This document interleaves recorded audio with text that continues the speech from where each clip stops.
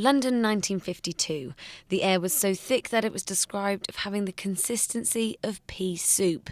Smoke from coal fires hung in the air, and when the wind dropped, it would grow damp and form the Great Smog, which in December that year ultimately led to thousands of deaths, poor visibility, and the creation of the Clean Air Act.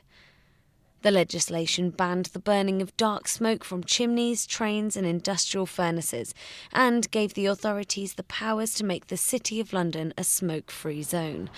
This worked and the air got cleaner until the technological innovation of the 1980s, with motor vehicles leading a new kind of pollutant caused by the chemical reactions of burning petrol and diesel. It's been getting worse.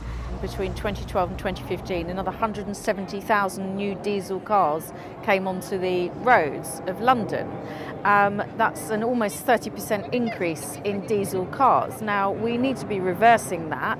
It's a really terrible situation. Almost 10,000 people a year are dying because of the poor air quality in London. In my own backyard, Putney High Street, already by the 3rd of January, had breached air quality EU directives. By the end of the first week in January several times. So we really need to be doing something about this. The London Mayor Sadiq Khan is today releasing his plan to increase the capital's air quality. It will include a higher cost for vehicles that cause the most pollution. All his plans will be scrutinised by the London Assembly's Environment Committee.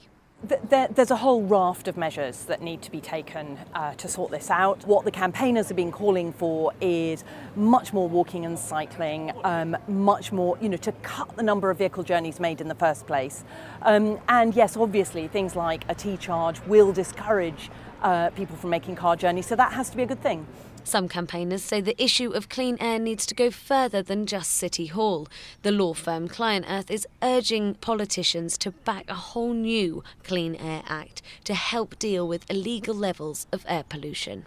And the Mayor of London can do what he can, and it's important that he does that, but he needs the UK government to come in and support him as well. We need a different Clean Air Act now, one that takes off the dirtiest diesel cars off our streets and starts to clean up London's air. And the reason we need it is that we need the right to breathe clean air enacted in UK law, so politicians can't meddle with it. It's there, the right is there, and we can all get on with our lives without having to breathe in dirty air.